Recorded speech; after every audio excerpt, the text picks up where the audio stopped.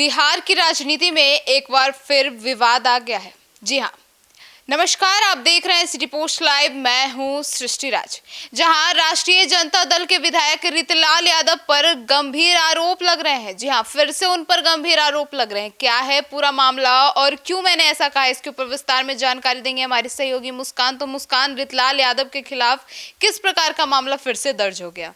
देखिए, आपको बता दें, रितलाल यादव के खिलाफ रंगदारी का मामला दर्ज किया गया है और आरोप है कि उन्होंने गिरोह बनाकर बिल्डर और अन्य व्यवसायी से जबरन पैसे वसूले हैं और ऐसा ना करने पर उन्होंने धमकाया भी है कि अगर पुलिस के पास जाएंगे तो उसका अंजाम खराब होगा। आपको बता दें, रितलाल यादव वही हैं जो चुनाव के पहले हाथ जोड़ते हैं कि आप वोट मत दीजिए। उनको पता है कि कौन बीजेपी का वोटर है, कौन राजद का। बोलेंगे आप वोट देने ही मत जाइए, वो बोलेंगे नहीं, हम आपको मत जाइए बहन, आप वोट देने मत जाइए, आप बस घर पे बैठे हो। जो वोट देने जाता है उसके साथ क्या होता है आपको पता ही है। बूथ कैप्चरिंग पहले होता था। तो आपको बता दें, जो उनकी बात नहीं मानता है उनको धमकाया गया है और ये मामला भारतीय दंड सहित मतलब आईपीसी की धारा 384, 386 और अन्य संगठित अपराधों से संबंधित धाराओं के अंतर्गत आता है। यह एक गंभीर आपराधिक मामला है जिसमें जमानत मिलना कठिन हो सकता है। जी तो मुस्कान, यह जो मामला है यह किस थाना क्षेत्र में दर्ज किया गया और कब? देखिए, ये मामला बिहार राज्य के खगौल थाना क्षेत्र में दर्ज किया गया है। प्राथमिकी एफआईआर 10 अप्रैल को दर्ज की गई थी, जब शिकायतों ने पुलिस को बताया, जब उन्होंने कहा कि हमारे साथ ऐसा हो रहा है, हमें धमकी दिया जा रहा है, पैसे मांगे जा रहे हैं और हमारा काम भी नहीं हो पा रहा है, डर लग रहा है कि कब क्या हो जाएगा, जिसमें रितलाल यादव का नाम भी सामने आया है। तो मुस्कान, इस पूरे मामले पर अब तक किस तरह की कार्रवाई की गई है? देखिए, पुलिस ने इस मामले को गंभीरता से ली है और जांच करते हुए उन्होंने मौके पर छापेमारी की, गवाहों के बयान के लिए और सीसीटीवी फुटेज, कॉल रिकॉर्ड्स की जांच की और अंत में रितलाल यादव समेत 5 अन्य के खिलाफ आरोप पत्र मतलब चार्जशीट दाखिल किया गया है। और जब पुलिस कार्रवाई तेज हुई तो तब रितलाल यादव ने आत्मसमर्पण खुद कर दिया कि भाई हम खुद आ रहे हैं, आप वो मत करिए। जिसके बाद उन्हें न्यायिक हिरासत में जेल भेज दिया गया। पुलिस की चार्जशीट में कहा गया कि ये लोग संगठित तरीके से रंगदारी वसूलते हैं और आपको बता दें, आपको भी पता है कि रितलाल यादव जेल में कैसे कर रहे हैं।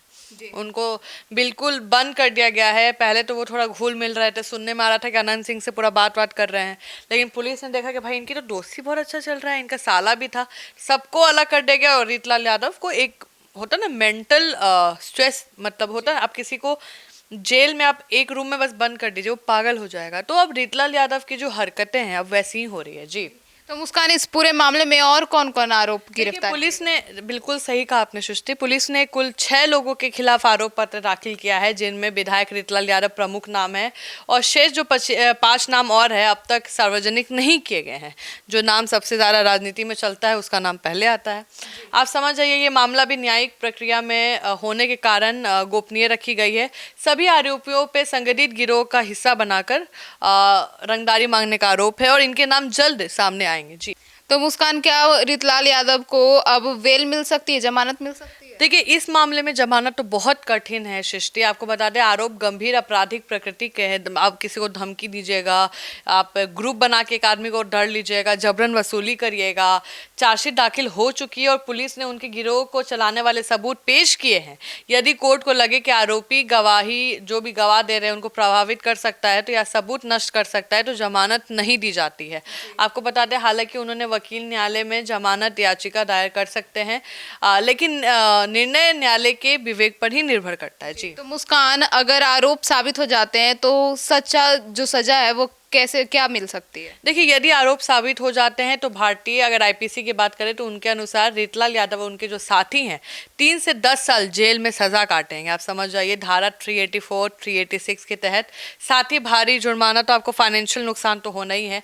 यदि जो इनका गिरोह है और आपराधिक साजिश जो 120 लगा है साबित होता है तो इनकी सजा और भी बढ़ा दी जाएगी। जी तो अब यह जो पूरा मामला है मुस्कान, अब इस मामले को अब राजनीतिक तुल तो ये पकड़ेगा, तो अब इस पे जो राष्ट्रीय जनता दल है इसकी क्या प्रतिक्रियाएं आने की संभावना है? देखिए, राजद ने अपने आप को दूर रखा है, रितलाल यादव के सारे केस से दूर रखा है। अब जो विधायक है रितलाल यादव, अब तो चुनाव तो नहीं लड़ सकता। आपको भी पता है कि एक भी केस में आप चुनाव नहीं लड़ सकते हैं।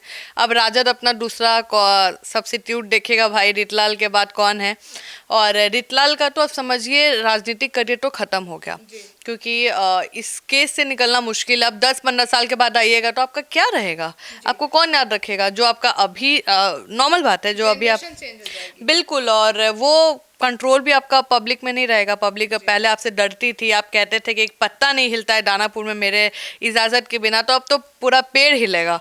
तो अब तो कोई फर्क नहीं पड़ने वाला। लेकिन रितलाल यादव के लिए अब परेशानी बढ़ने वाली है। उनके जो 5 साथी हैं उनका नाम भी बहुत जल्दी सार्वजनिक होगा। जी जी, तो सुना आपने हमारे इस डिबेट को। तो अब इस पूरे मामले पर और रितलाल यादव पे आपकी क्या राय है, ये हमें कमेंट सेक्शन में जरूर बताइएगा। तो फिलहाल इस खबर में इतना ही। आगे की खबरों के लिए जुड़े रहिए हमारे साथ और देखते रहिए सिटी पोस्ट लाइव। अब तक के लिए धन्यवाद।